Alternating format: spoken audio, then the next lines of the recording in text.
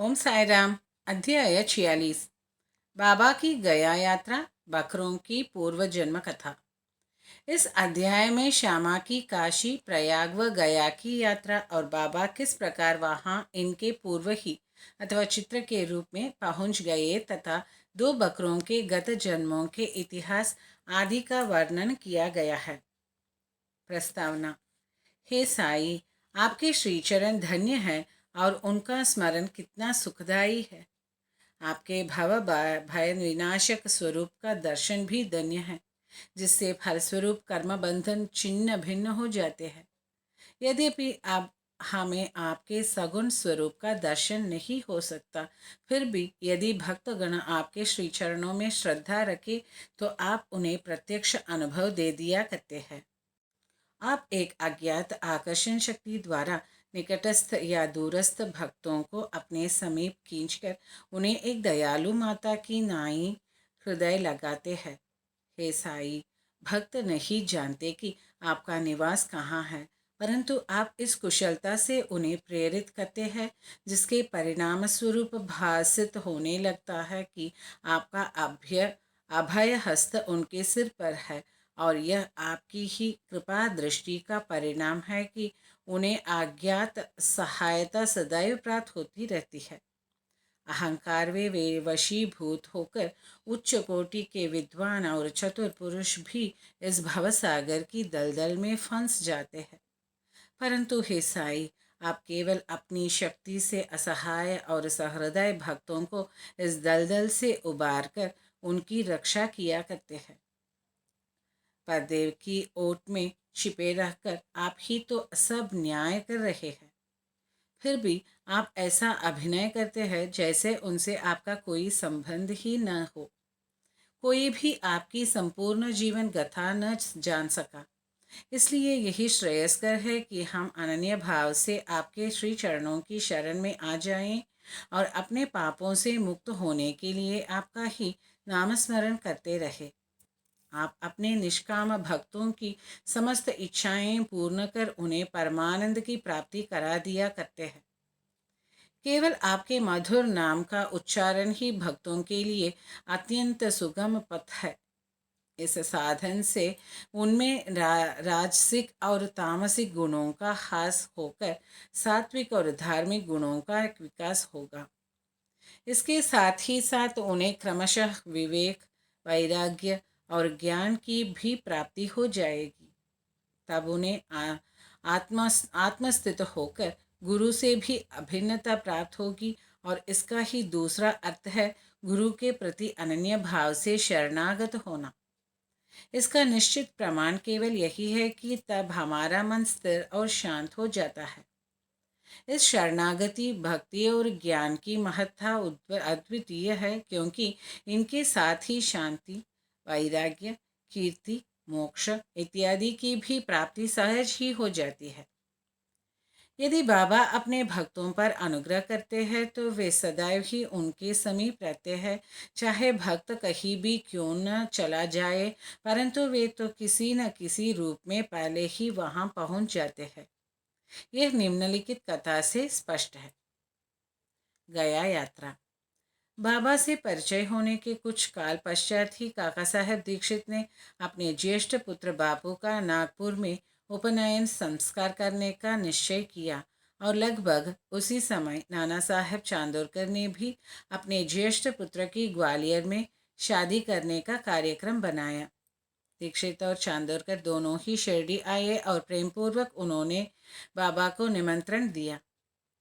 तब उन्होंने अपने प्रतिनिधि श्यामा को लेने जाने को कहा, परंतु जब उन्होंने स्वयं पधारने के लिए उनसे आग्रह किया तो उन्होंने उत्तर दिया कि बनारस और प्रयाग निकल जाने के पश्चात मैं श्यामा से पहले ही पहुंच जाऊंगा। पाठकगण, कृपया इन शब्दों को थोड़ा ध्यान में रखें, क्योंकि ये शब्द बाबा की सर्वज्ञता के बोधक है। बाबा की आज्ञा प्राप्त कर श्यामा ने इन उत्सवों में सम्मिलित होने के लिए प्रथम नागपुर, ग्वालियर और इसके पश्चात काशी, प्रयाग और गया जाने का निश्चय किया। अपाकोते भी श्यामा के साथ जाने को तैयार हो गए। प्रथम तो वे दोनों उपनयन संस्कार में सम्मिलित होने नागपुर पहुंचे। वहां काका साहेब दीक्षित ने श्यामा को 200 रुपये खर्च के निमित्त दिए। वहां से वे लोग विवाह में सम्मिलित होने ग्वालियर गए। वहां नाना साहब चांदोरकर ने 100 रुपये और उनके संबंधी श्री जटार ने भी 100 रुपये श्यामा को भेंट किए। फिर श्यामा काशी पहुंचे, जहां जटार ने लक्ष्मी नारायण जी के भव्य मंदिर में उनका उत्तम स्वागत किया। अयोध्या में जटार के व्यवस्थापक ने भी श्यामा का अच्छा स्वागत किया। श्यामा और कोते अयोध्या में 21 दिन तथा काशी में 2 मास ठहर कर फिर गया को रवाना हो गया। गया में प्लेग फैलने का समाचार रेलगाड़ी में सुनकर इन लोगों को थोड़ी चिंता सी होने लगी। फिर भी रात्रि को वे गया स्टेशन पर उतरे और एक धर्मशाला में जाकर ठहरे। प्रातःकाल गया वाला पुजारी अथवा पंडा, जो यात्रियों के ठहरने और भोजन की व्यवस्था किया करता था, आया और कहने लगा कि सब यात्री तो प्रस्थान कर चुके हैं, इसलिए अब आप भी शीघ्रता करें। श्यामा ने सहज ही उससे पूछा कि क्या गया में प्लेग फैला है। तब पुजारी ने कहा, नहीं, आप निर्विघ्न मेरे यहाँ पधार कर वस्तुस्थिति का स्वयं अवलोकन कर ले। तब वे उसके साथ उसके मकान पर पहुँचे। उसका मकान क्या, एक विशाल महल था, जिसमें पर्याप्त यात्री विश्राम पा सकते थे। श्यामा को भी उसी स्थान पर ठहराया गया, जो उन्हें अत्यंत प्रिय लगा।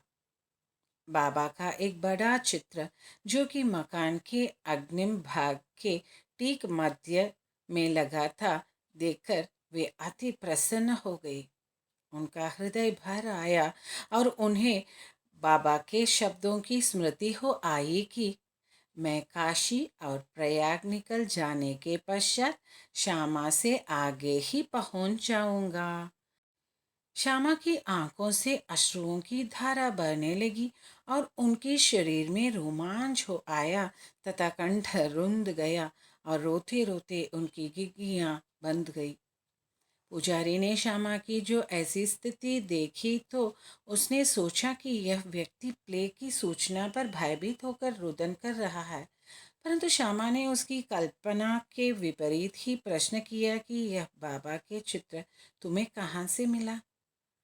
उसने उत्तर दिया कि मेरे 200-300 दलाल मनमाड और पुनतांबेश क्षेत्र में कार्य करते हैं तथा उस क्षेत्र से गया आने वाले यात्रियों की सुविधा का विशेष ध्यान रखा करते हैं।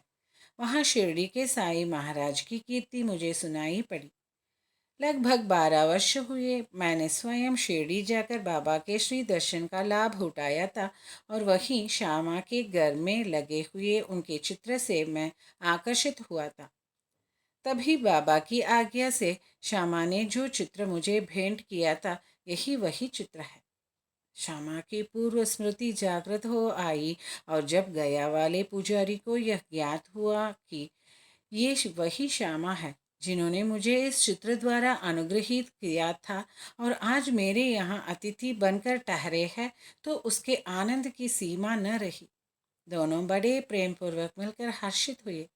फिर पुजारी ने श्यामा का बादशाही ढंग से भव्य स्वागत किया। वह एक धनाढ्य व्यक्ति था।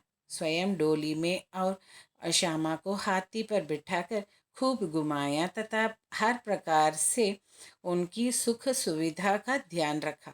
इस कथा ने सिद्ध कर दिया कि बाबा के वचन सत्य निकले। उनका अपने भक्तों पर कितना स्नेह था, इसका तो छोड़ो। वे तो सब प्राणियों पर एक सा प्रेम किया करते थे और उन्हें अपना ही स्वरूप समझते थे। यह निम्नलिखित कथा से भी विदित हो जाएगा। 2 बकरे। एक बार जब बाबा लेंडी बाग से लौट रहे थे तो उन्होंने बकरों का एक झुंड आते देखा। उनमें से 2 बकरों ने उन्हें अपने ओर आकर्षित कर लिया। बाबा ने जाकर प्रेम से उनका शरीर अपने हाथ से थपथपाया और उन्हें 32 रुपये में खरीद लिया। बाबा का यह विचित्र व्यवहार देखकर भक्तों को आश्चर्य हुआ और उन्होंने सोचा कि बाबा तो इस सौदे में ठगा गए हैं, क्योंकि एक बकरे का मूल्य उस समय 3-4 रुपये से अधिक न था और वे 2 बकरे अधिक से अधिक 8 रुपये में प्राप्त हो सकते थे। उन्होंने बाबा को कोसना प्रारंभ किया, परंतु बाबा शांत बैठे रहे। जब श्यामा और तात्या ने बकरे मोल लेने का कारण पूछा तो उन्होंने उत्तर दिया कि मेरी कोई घर या स्त्री तो है नहीं जिसके लिए मुझे पैसे इकट्ठे करके रखना है। फिर उन्होंने 4 सेर दाल बाजार से मंगाकर उन्हें खिलाई। जब उन्हें खिला पिला चुके तो उन्होंने पुनः उनके मालिक को बकरे लौटा दिए। तत्पश्चात ही उन्होंने उन बकरों के पूर्व जन्मों की कथा इस प्रकार सुनाई। श्यामा और तात्या, तुम सोचते हो कि मैं इस सौदे में ठगा गया हूँ, परंतु ऐसा नहीं। इनकी कथा सुनो। गत जन्म में ये दोनों मनुष्य थे और सौभाग्य से मेरे निकट संपर्क में थे, मेरे पास बैठते थे। ये दोनों सगे भाई थे और पहले इनमें परस्पर बहुत प्रेम था, परंतु बाद में ये एक दूसरे के कट्टर शत्रु बन गए। बड़ा भाई आलसी था, किंतु छोटा भाई बहुत परिश्रमी था, जिसने पर्याप्त धन उपार्जन कर लिया था, जिससे बड़ा भाई अपने छोटे भाई से ईर्ष्या किया करता था। इसलिए उसने छोटे भाई की हत्या करके उसका धन हड़पने की ठानी और अपना आत्मीय संबंध भूलकर वे एक दूसरे से बुरी तरह झगड़ने लगे। बड़े भाई ने अनेक प्रयत्न किए, परंतु वह छोटे भाई की हत्या में असफल रहा। तब वे एक दूसरे के प्राणघातक शत्रु बन गए।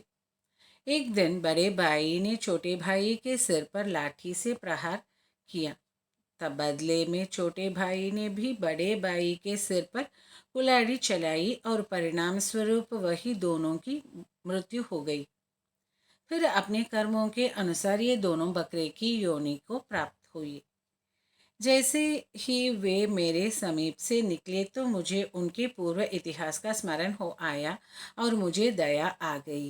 इसलिए मैंने उन्हें कुछ खिलाने पिलाने तथा सुख देने का विचार किया। यही कारण है कि मैंने उनके लिए पैसे खर्च किए जो तुम्हें महंगे प्रतीत हुए हैं। तुम लोगों को यह लेन देन अच्छा नहीं लगा, इसलिए मैंने इनके बकरों को गडेरिए को वापस कर दिया है।